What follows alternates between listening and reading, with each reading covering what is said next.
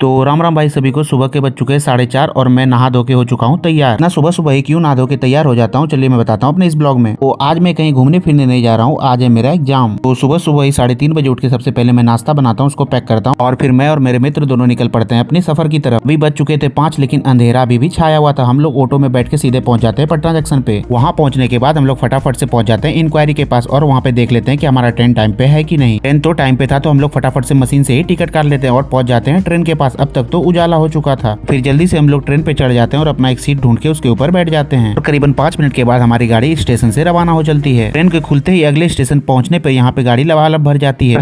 हमें तो बस ये नजारा एंजॉय करना था और अपने सफर का आनंद लेना था। रास्ते में हमें बहुत सारे खेत और यहाँ पे बहुत सारे पहाड़ दिखाई पड़े। इन सब का आनंद लेते हुए कैसे 3 घंटा बीत जाता है और हम लोग अपने गंतव्य स्थान पर पहुंच जाते हैं, पता ही नहीं चला। और फिर स्टेशन से बाहर फटाफट से निकल के एक ऑटो में बैठ के अपने एग्जाम सेंटर की तरफ निकल जाते हैं, जो कि यहाँ से 15 किलोमीटर दूर था। फिर लगभग आधे घंटे के सफर के बाद हम लोग आखिरकार अपना परीक्षा केंद्र ढूंढने में कामयाब हो जाते हैं। यहाँ पे पहुंचते ही हम लोग को एक बहुत बड़ा सा स्कूल दिखाई पड़ता है और उसके आसपास में सैकड़ों लोग एग्जाम देने के लिए आए हुए थे। तकरीबन 2 घंटे के बाद हमारा पेपर खत्म हो जाता है और हम लोग इस शहर को एक्सप्लोर करने के लिए आगे की तरफ निकल चलते हैं। तो हम लोग पहुंच जाते हैं सबसे पहले एक आश्रम की तरफ और आश्रम के रोड से होते हुए सीधे चल पड़ते हैं महाबोधि टेम्पल को देखने के लिए। इस रास्ते में हमें सैकड़ों चीज देखने के लिए मिलते हैं, कहीं पे कपड़े का स्टॉल तो कहीं पे कुछ। और हम लोग जैसे जैसे आगे बढ़ते जा रहे थे मंदिर तो हम लोग को यहीं से दिखाई पड़ रहा था और ये बुद्ध भगवान का एक बहुत ही ज्यादा प्राचीन मंदिर है, इसलिए आपको यहाँ पे आसपास में बहुत सारे बौद्ध मठों से आए हुए साधु संत आपको दिखाई पड़ेंगे। फिर दिख जाता है ये मंदिर के अंदर का खूबसूरत सा एंट्रेंस द्वार। पर इस मंदिर के अंदर हम लोग कैमरा वगैरह कुछ नहीं ले जा सकते, तो हम लोग फटाफट से 1 घंटे के अंदर इस मंदिर का दर्शन करके बढ़ जाते हैं आगे की तरफ। आगे की तरफ जैसे ही बढ़ते हम लोग को दिखाई पड़ता है एक चाइनीज मंदिर, जो की बहुत ही ज्यादा पुराना था और देखने में एकदम बिल्कुल चाइना के मंदिर का डिजाइन के जैसा लग रहा था। और फिर इस मंदिर को देखते हुए हम लोग पहुंच जाते हैं इस शहर के एक अंतिम द्वार की तरफ। वहां से होते हुए निकल पड़ते हैं स्टेशन की तरफ। और आज के ब्लॉग में इतना ही। अगर आप लोग को ब्लॉग पसंद आए तो लाइक करना ना भूलें।